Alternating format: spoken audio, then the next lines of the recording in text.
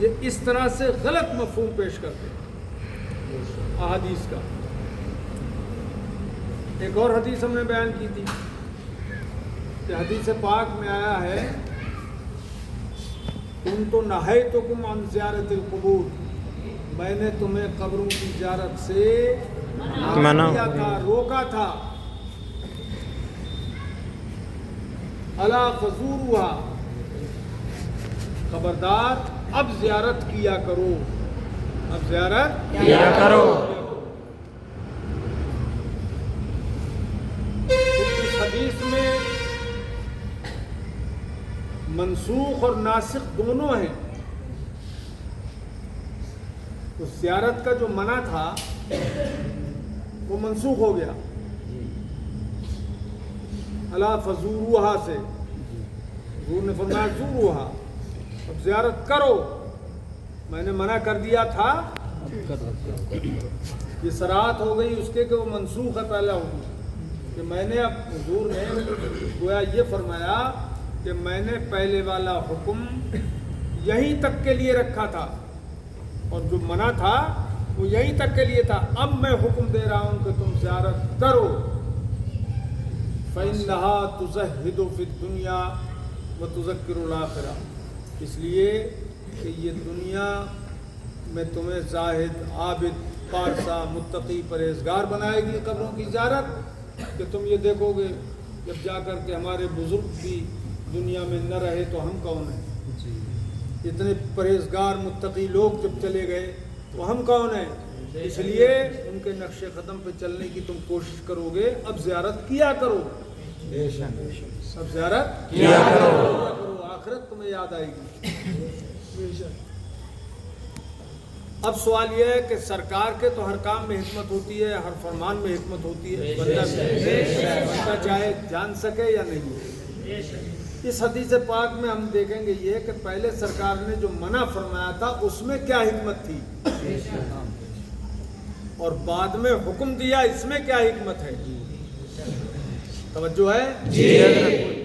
تو حضور نے پہلے منع فرمایا تھا ابتدائی اسلام میں، جب قبروں میں کافر تھے، مشرک تھے، دفن تھے، اور مسلمان اکا دکا ایمان لانے لگے، تو سرکار نے اس وقت فرمایا تھا قبروں کی زیارت مت کرنا، کیوں کہ ان قبروں میں کافر و مشرک ہیں، اور کسی کافر و مشرک کی قبر کی زیارت جائز نہیں ہے، اس لیے مت کرنا زیارت۔ لیکن جب صحابہ کرام ایمان والے قبروں میں دفن ہونے لگے تو سرکار نے فرمایا فزوروها، اب الا فزوروها، اب میں تمہیں حکم دیتا ہوں کہ تم زیارت کرو۔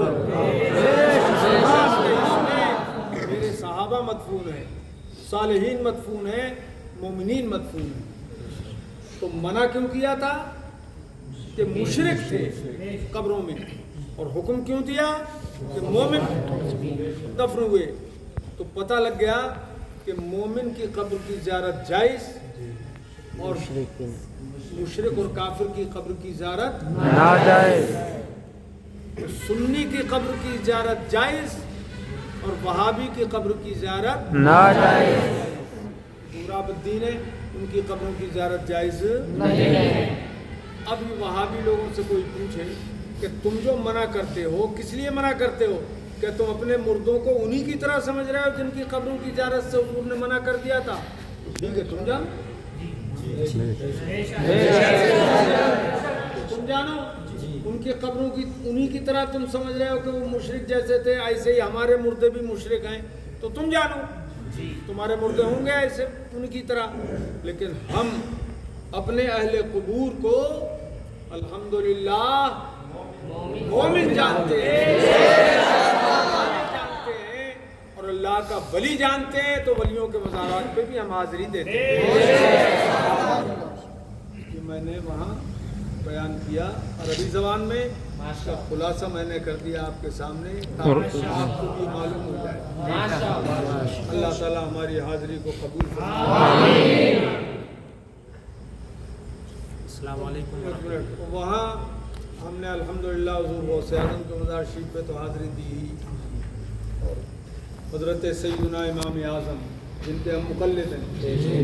مزار شریف پہ سیدنا جنید بغدادی،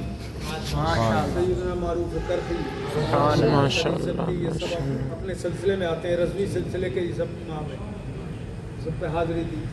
امام موسیٰ کاظم، اور پھر وہاں اور بھی مزارات مقدسہ پہ گئے تھے، اور وہاں نجف شریف گئے تو سیدنا امیر المومنین مولا علی کرم اللہ تعالیٰ وجہ الکریم کی بارگاہ میں حاضری دی، اور بھی حاضری ہوئی، زیارت ہوئی، اور وہاں سے پھر ہم 4 دن رک کے کربلائے معلیٰ گئے، سید الشہداء امام حسین سید و شباب اہل الجنہ کی زیارت ہوئی الحمدللہ، اور وہاں کے اور دیگر شہداء کرام کی،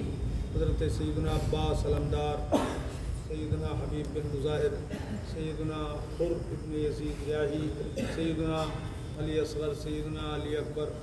اور سیدنا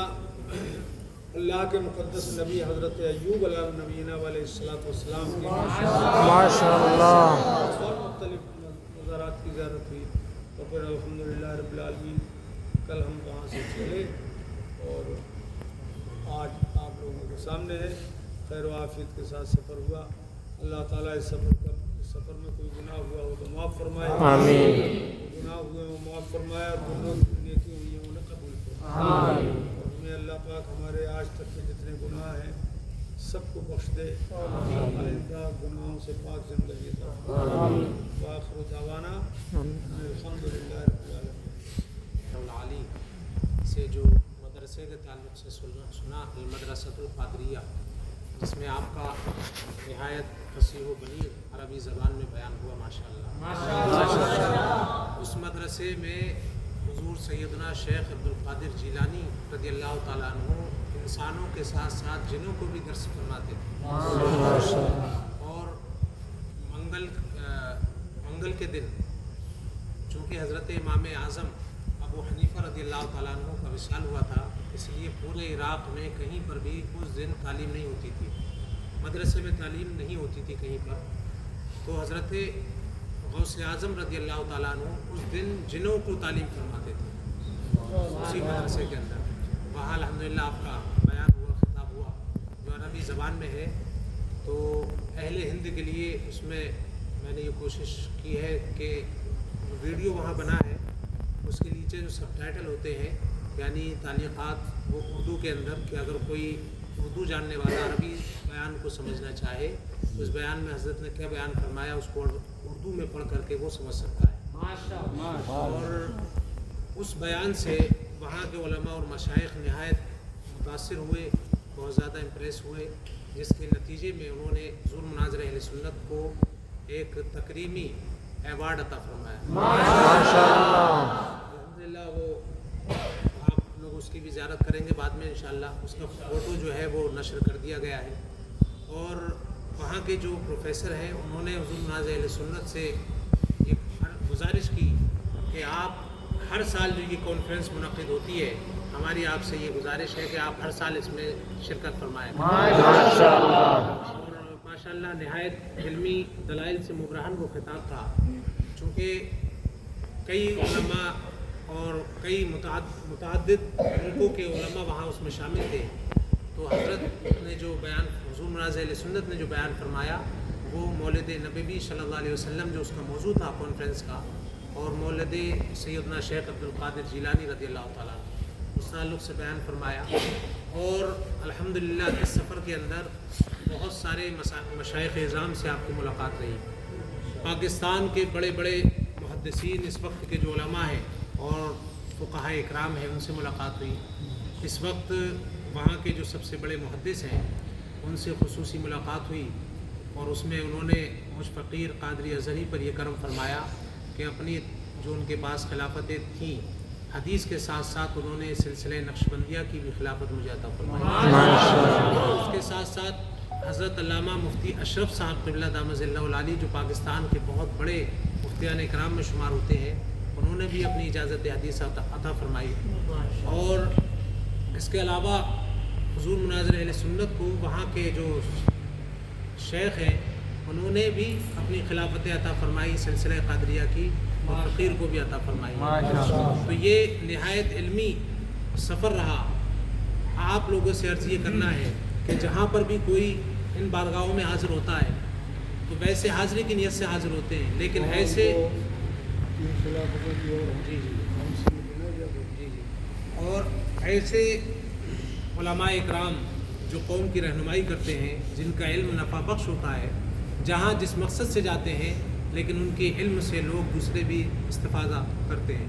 اور اسی کی مثال حضور مناظر اہل سنت کی شخصیت ہمارے سامنے ہے کہ کہیں پر بھی آپ کا دورہ ہوتا ہے تو صرف دورہ ایک سیاحی نہیں ہوتا، وہ دورہ صرف گھومنے کے اعتبار سے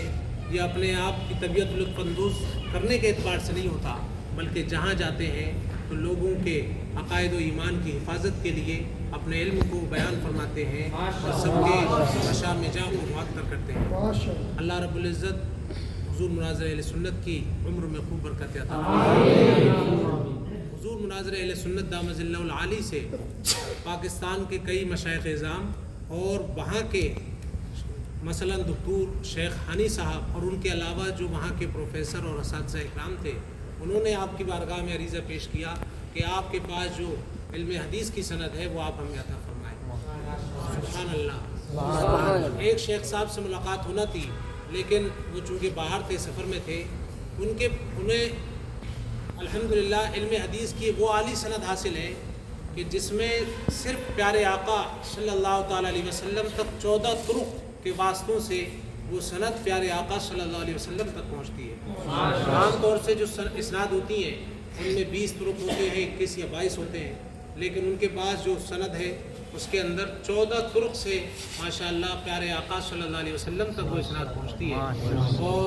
وہ سند انہوں نے حضور مناظر اہل سنت دامت ظلہ العالی کو دینے کا آپ نے وعدہ فرمایا ہے. اور چونکہ ملاقات نہیں ہو پائی ہے، انشاءاللہ ملاقات ہوگی جیسے بھی تو انشاءاللہ وہ سند بھی حضور مناظر اہل سنت کو عطا کی جائے گی. اس کا مطلب یہ ہوتا ہے کہ جب حضور مناظر اہل سنت سے اگر آپ کو سند حاصل ہوگی تو پیارے آقا صلی اللہ علیہ وسلم تک آپ کی سند جو ہے تقریباً 15 یا 16 واسطوں سے پہنچ جائے گی. تو یہ ہمارے لیے خوش نصیبی ہے کہ حضور غوث اعظم رضی اللہ تعالیٰ عنہ جن کے نام پر یہ ہمارا جامعہ منصوب ہے، ان کے فیوز و برکات ہم حاصل کر رہے ہیں اور حضور مناظر اہل سنت جیسی شخصیت سے ہم مستفید ہو رہے ہیں. اللہ پاک ہمارے تمام اساتذہ اکرام اور جامعہ کے لیے کوشش رہنے والے تمام اساتذہ اکرام اور تمام اس کے معاونین انصار کو اللہ پاک اپنے فضل و کرم سے مالا مال فرمائے.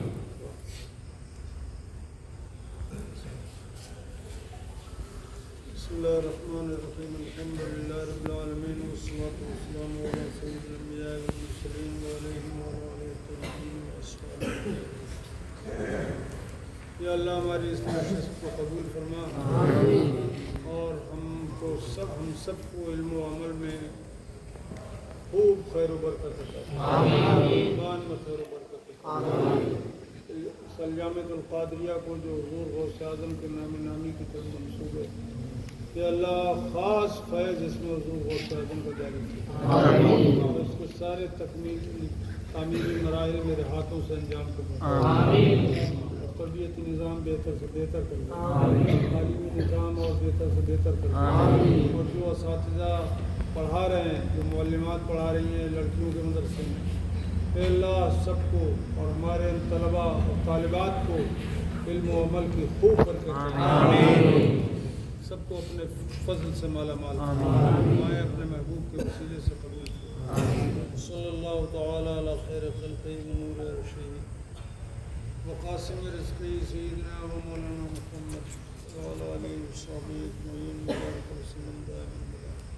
برحمتک یا ارحم الراحمین.